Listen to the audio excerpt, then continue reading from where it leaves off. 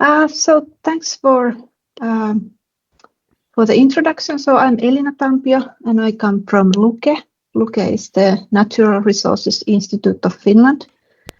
And Luke is one of the co-leads of B2 Green Work Package 2, which deals with the impacts of human excreta management. And we are co-leading this work package together with the Swedish Agricultural University. So in my presentation, I'm going to give you a short overview of our work and the work package. And then we will dive into the monitoring of the agroecological effects. I will show you some of our preliminary results from our pilot regions. And then I will also give a brief description of our impact assessment task, and then give you some take-home messages in the end. So in our work package, and as in the whole B2 Green project, our aim is to enable the transition to circular use of nutrients. And we will do this by piloting our innovative solutions in the 3 regions, which are Sweden, Germany, and Spain. And to monitor and assess the benefits, we have already set sort of a uniform methodology and uniform criteria for data collection in the project. So the whole project will collect data in a similar way so that it is scientifically sound and usable in our work. Then we will monitor and assess the impacts to highlight the hotspots and bottlenecks of our innovative solutions. So we will look into agroecological, environmental, and social impacts, as well as cost benefits in farming. And then in the end, we will interpret these results to assess the absolute sustainability and trade-offs. And these can be then used, for example, in the decision support. So this is just a brief overview again of the work package. So we have already done and we have set the guidelines and the criteria for the data collection. And now we are working with the monitoring of the agroecological impacts and impact assessments on the social and environmental side. And then later on, we will focus on the policy interpretation and trade-off analysis. And in this presentation, I'm now going to focus on these agroecological impacts and the impact assessments. So what do we do with the agroecological impacts? So the fertilizing products that has been innovated and produced in our pilot regions are used in greenhouse and field scale fertilization trials. So we are really testing how these products work. And the field studies are then executed in each of our pilot regions so that, for example, products produced in Germany are also tested in Germany. We have done the experimental design for our field studies, and we have done sampling and analysis now for the 2 years that we have had the project so far.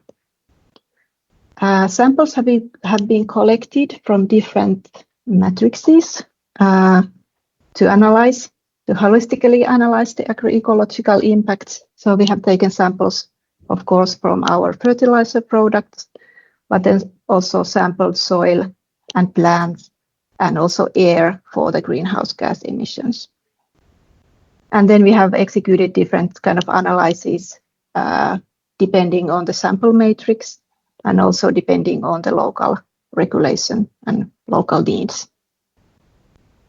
And the results from these agroecological impact assessments will then be used in our life cycle analysis and also in the policy recommendations later on.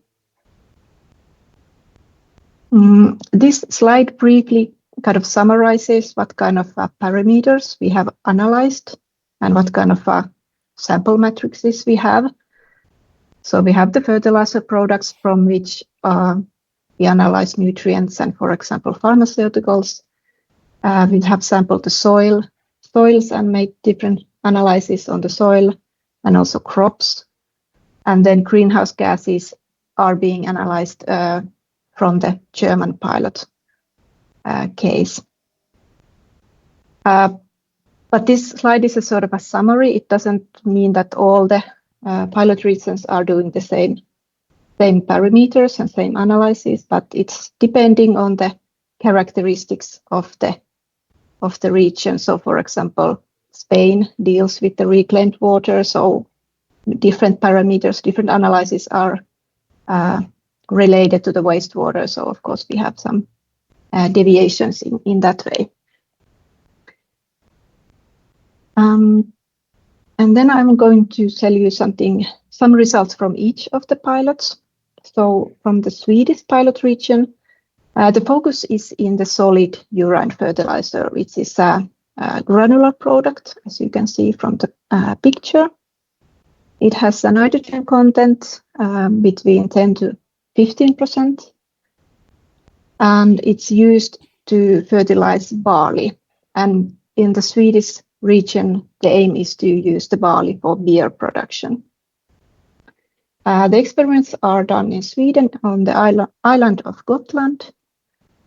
And the first results we have from the first 2 years, 2 growing seasons, it is that the barley yields with the urine are very similar to what can be achieved with the mineral fertilizer control. The first year, 23, was a bit poor from the weather conditions perspective. So the protein content was and quality was quite low, but it was the case both with the control and with the urine fertilizer. But the protein content and quality is an important factor when we are aiming for the beer production with this barley.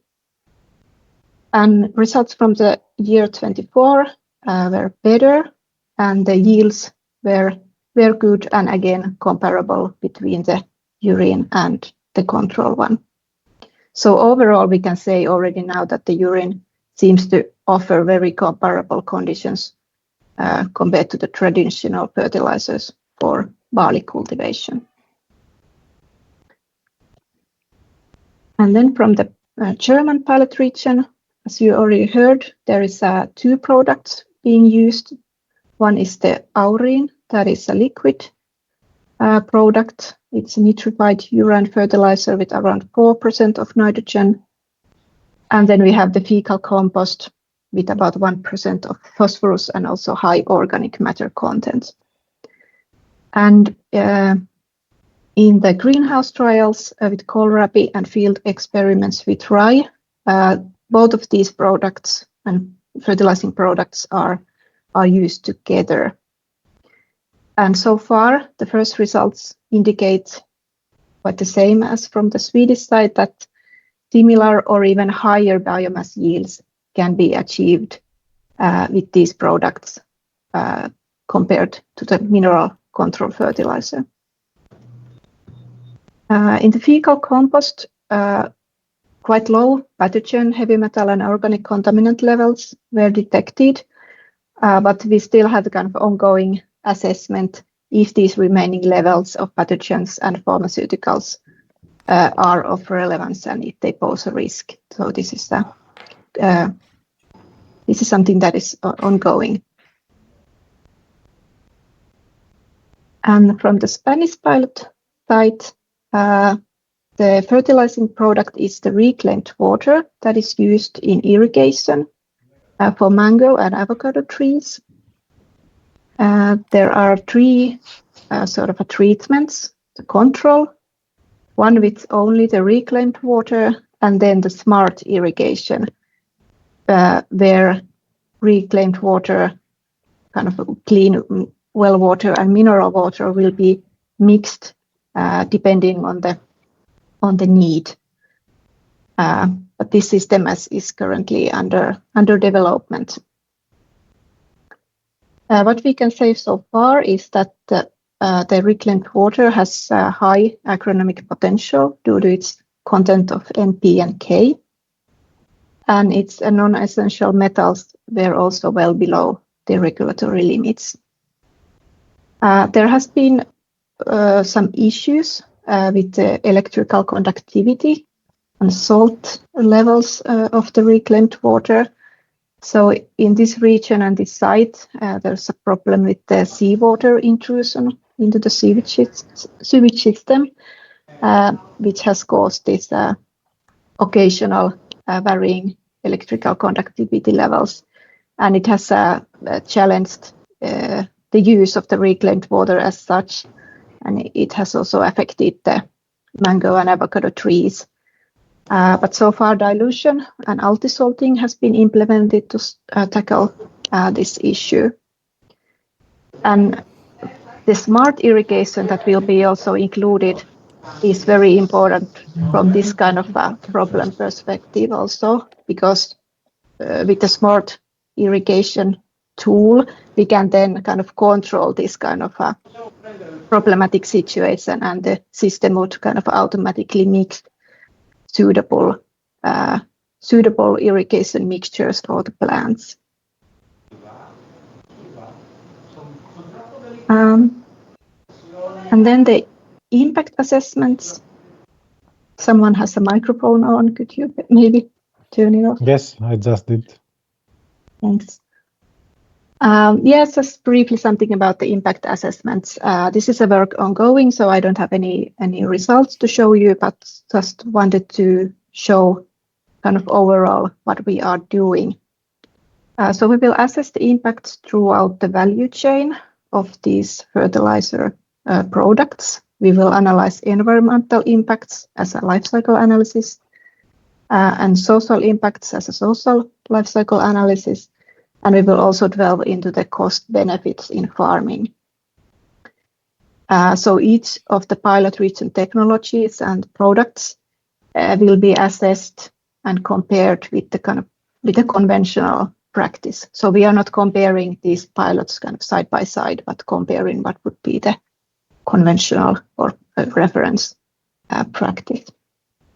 And in the picture on the right-hand side, you can see very simplified flow scheme, what we will take into account. We will look into the human excreta collection, its processing, and then the fertilization phase. And we will also take into account all the inputs that will be used, for example, different chemicals or additives or something like that. We will look into the transportation and storage phases. And then we will also look into all the outputs, for example, as a different emissions or as a waste fractions. And if we would look the figure per each of the pilots, it would be much more complicated. So here are just two examples of the flow schemes from our pilot regions. So you can just see that it's a bit more complicated. There might be many different input materials going into the process, and there can be different sort of circulating mass flows also. So the data for the impact assessments we will get from the pilots and also from the field experiments, and then we will supplement those with literature data if needed. And what we will get out of these assessments is the sustainability opportunities and the hotspots, and these could be then used to help and further develop the value chains. So we would know that which phase is, for example, very energy consuming. There should some kind of mitigation measures or some actions need to be taken into account.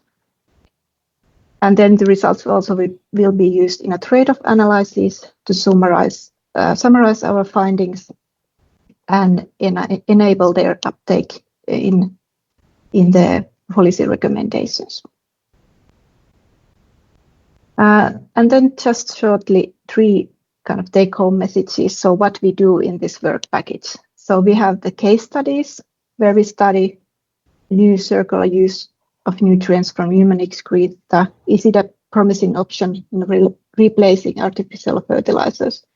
We will do the impact assessments to gain knowledge on the agroecological, environmental, economic, and social impacts to get the science-based knowledge which can be then used in the policy making and governance. And with these words, I end the presentation and thank you for your attention.